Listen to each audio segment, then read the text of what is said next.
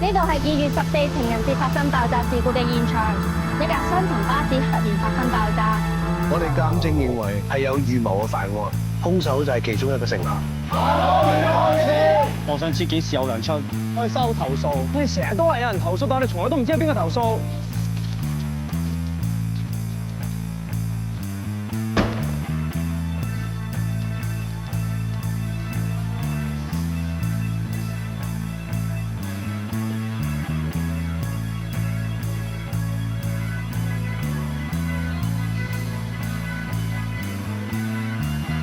呢個社會唔係話好開放、好自由嘅咩？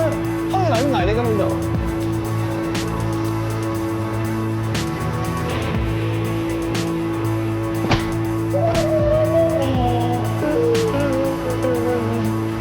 係又屌唔係又屌，出嚟打工係要心得屌㗎啦。